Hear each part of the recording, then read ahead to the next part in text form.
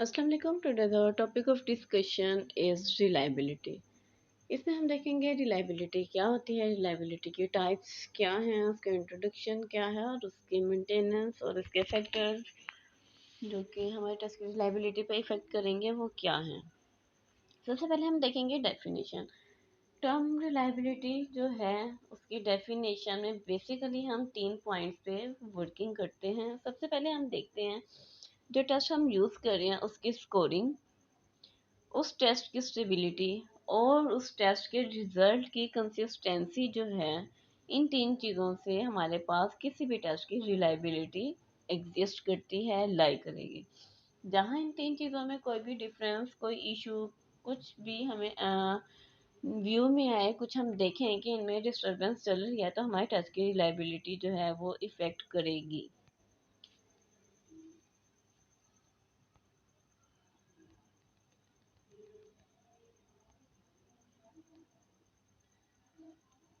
अब हम देखेंगे इंट्रोडक्शन। इंट्रोडक्शन क्या है? इंट्रोडक्शन में हम यही देखेंगे हमारा जो टेस्ट है वो कितना कंसिस्टेंट है, उसके रिजल्ट जो हैं वो हमारे पास किस तरह से लाई कर रहे हैं और उनकी जो रिजल्ट हैं उनमें कितनी स्टेबिलिटी जो है वो एग्जिस्ट करेगी। साइकोलॉजिकल जो रिसर्चेज हैं उसमें हम क्वांटिटेटिव जो है रिसर्च मेथड उसकी कंसिस्टेंसी को मेजर करने के लिए यूज़ करते हैं। फॉर एग्जाम्पल वेट जो है हमारे पास आ जाएगा कि हम वेट को किस तरह से मेजर करते हैं। मॉर्निंग, इवनिंग, नून में अगर हम उसको मेजर करें तो हमारे पास क्या रिजल्ट है, हम उसको जो पॉइंट्स हमारे पास वो किस तरह से आ रहे हैं, ये चीज़ भी एक आ जाएगी। सेकंड, अगर हमने किसी भी टेस्ट की रिलायबिलिटी को मेजर करना हो तो हम उसको एट अ सेम टाइम और a various time, same situation और डिफरेंट सिचुएशन में हम उसको एम्पलीफाई करवा के देखते हैं कि सेम सिचुएशन में हमारे पास कैसे रिजल्ट आ रहे हैं। और अगर हमने कुछ इन्वायरमेंटल क्लूज के अकॉर्डिंग या पर्सनल प्रेफरेंसेस के अकॉर्डिंग या सोशल जो क्लूज हैं उनके अकॉर्डिंग कुछ चेंज किया तो उसका हमारे टेस्ट के मेंटेनेंस पे क्या इफेक्ट हो रहा है और उसको हम किस तरह से मेंटेन इन फ्यूचर कर सकते हैं। रिलायबिलिटी ऑफ अ टेस्ट वो क्या होती है? किसी भी टेस्ट की जो रिलायबिलिटी है ऑब्वियसली वो उसकी स्कोरिंग पे भी डिपेंड करेगी, वो उसकी टेस्ट की जो आइटम्स हैं उस पे भी डिपेंड करेगी। और स्कोरिंग जो है उनमें कंसिस्टेंसी का जो सेक्शन है वो बहुत ज़्यादा इम्पोर्टेंट होगा। हम क्वेश्चंस और जो है टर्म्स उसको किस तरह से यूज़ कर रहे हैं और अगेन हमारे पास जो टाइम ऑफ टेस्टिंग है या डे है, मीन्स क्या, हमारा जो इन्वायरमेंटल फैक्टर्स जो हैं, इंटरनल और एक्सटर्नल जो फैक्टर हैं, इंट्रिंसिक और एक्सट्रिंसिक फैक्टर जो हैं, ऑल ओवर सारी जो हमारे पास टर्मिनोलॉजीज हैं मिल के हमारे टेस्ट की रिलायबिलिटी को डिटरमिन करेंगी। तो reliability of in a test में हमें सारे जो हमारे एक्सटर्नल और इंटरनल क्लूज हैं हमें उन पे भी वर्किंग करनी पड़ेगी। ज़रूरी नहीं है कि हम सिर्फ इन्वायरमेंटल फैक्टर जो हैं या एक्सटर्नल फैक्टर्स पे ही फोकस करें। ज़रूरी है कि हम उन इंटरनल जो फैक्टर्स हैं उन पर भी हम फोकस करें। कहीं इंटरनल फैक्टर्स की वजह से हमारे टेस्ट की जो रिलायबिलिटी है वो तो इफ़ेक्ट नहीं हो रही है। अगर इफ़ेक्ट हो रही है तो किस तरह से इफ़ेक्ट हो रही है, हम उसको किस तरह से कवर करेंगे।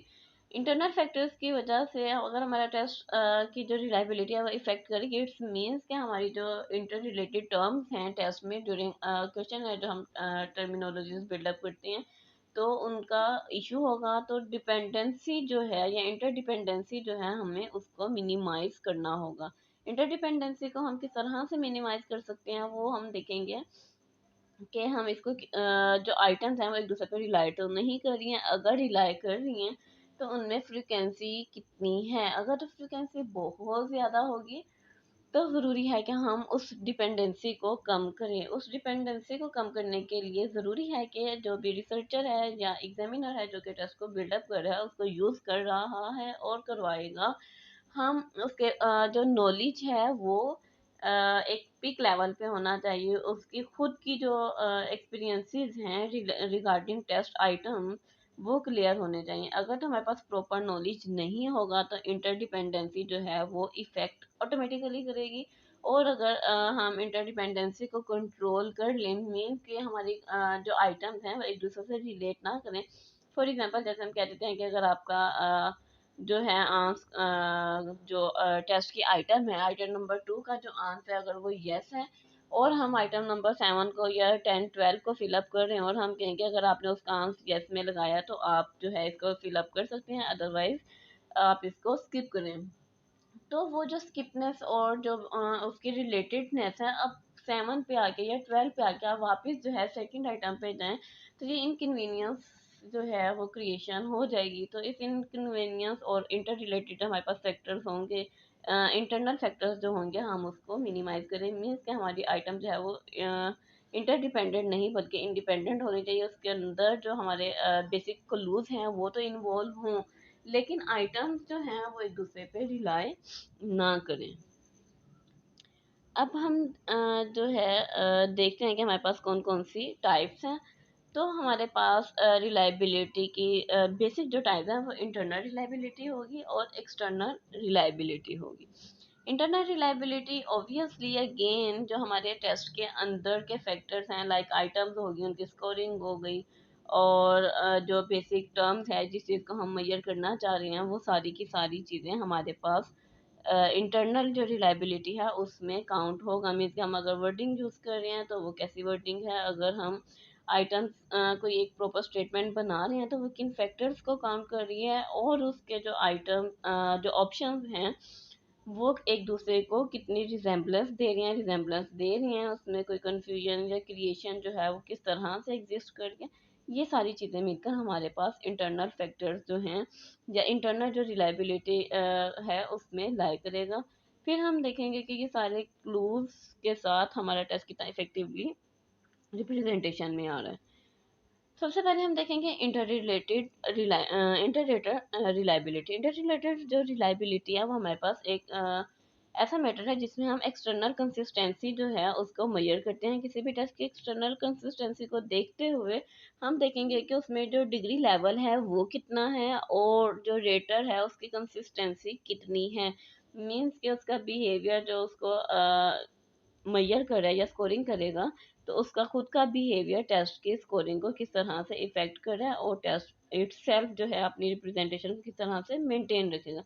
इंटर रिलेटेड जो रिलायबिलिटी है उसमें हमारे इंटरव्यूज आ जाएंगे, जो हम किसी भी आप इसको वाइवा से रिलेट कर लें या अगर जॉब से रिलेट करें तो बिफोर जॉब जो है वो हमारे पास इंटरव्यूज आ जाएंगे इसमें, या कोई भी हम लेवल देखते हैं तो जो हम इंटरव्यूज कंडक्ट करेंगे किसी भी जॉब हायरिंग से रिलेटेड या किसी भी इवेंट से पहले उनकी क्वालिटीज़ को देखते हुए स्किल्स पावर को मेजर करने के लिए तो ये हमारे पास इंटररेटर रिलायबिलिटी आ जाएगी। इंटर रिलेटेड जो रिलायबिलिटी है उसमें सब्जेक्टिव जो ओपिनियन है हमेशा वही इफेक्ट करती है।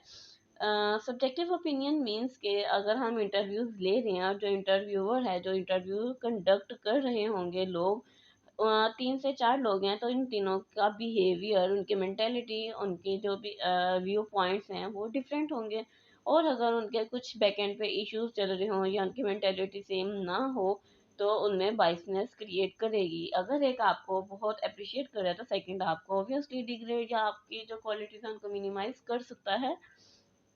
तो ज़रूरी है कि जब हम इंटररेटर जो है रिलायबिलिटी को मेजर करें या इंटरव्यूज जो हैं वो कंडक्ट कर रहे हों तो उसमें हमारे सब्जेक्टिव जो इश्यूज हैं वो नहीं होने चाहिए। सब्जेक्टिव इश्यूज को रिजॉल्व करने के लिए ज़रूरी है कि अपने जो बाइसनेस है उसको कवर अप किया जाए, उसको देखा जाए कि हम अपने पॉइंट्स पे कितनी स्टेबिलिटी के साथ वर्किंग कर सकते हैं, या जो इश्यूज हैं उनको उनकी लिमिटेशंस में रखते हुए प्रेजेंट वर्किंग पे फोकस किया जाए।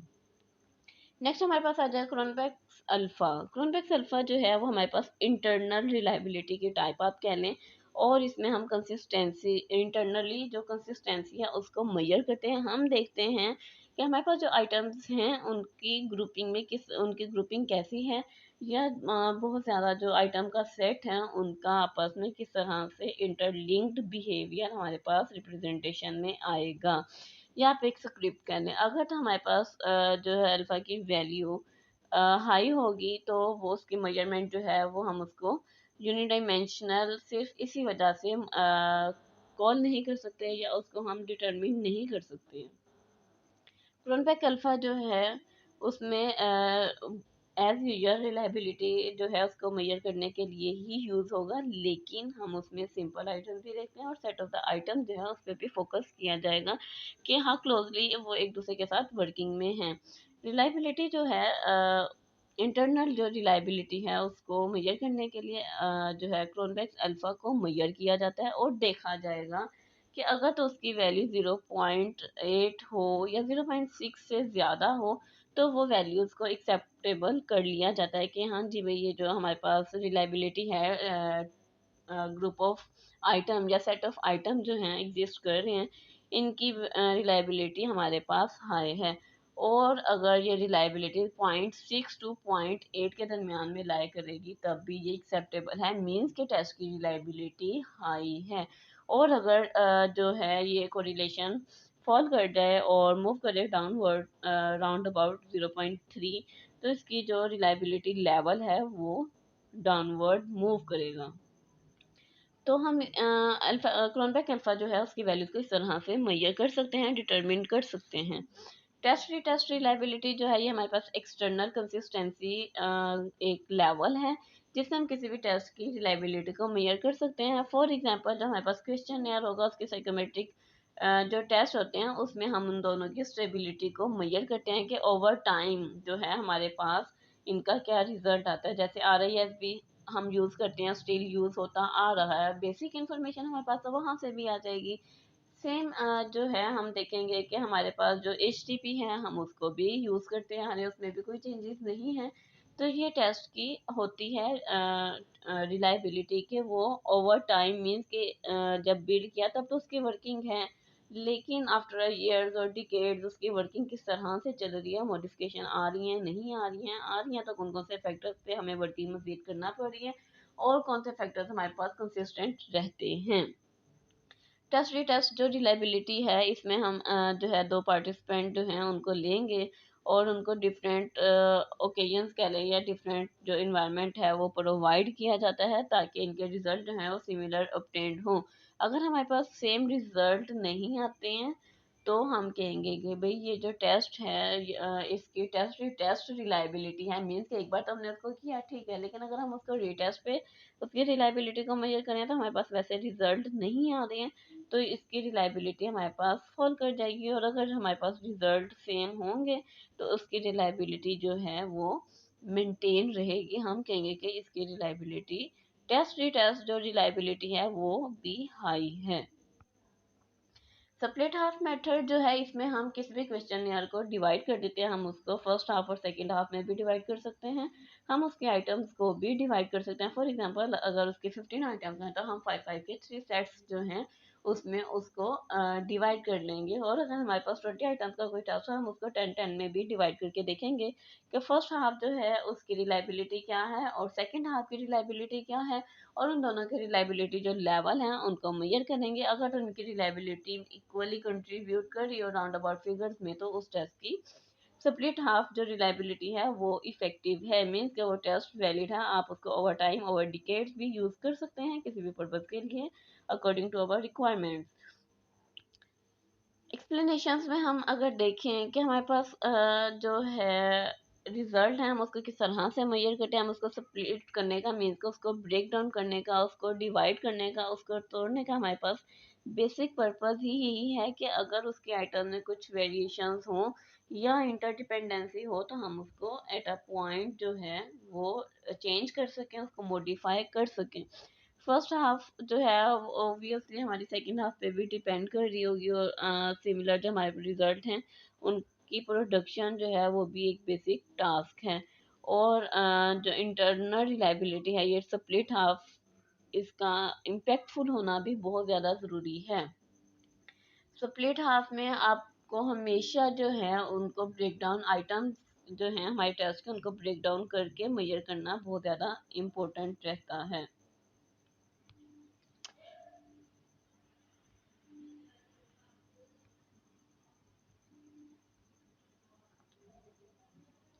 अगेन अगर आपने चैनल को सब्सक्राइब नहीं किया तो at first for more updates in future you have to subscribe और चैनल DRP एंड जजाकल्ला।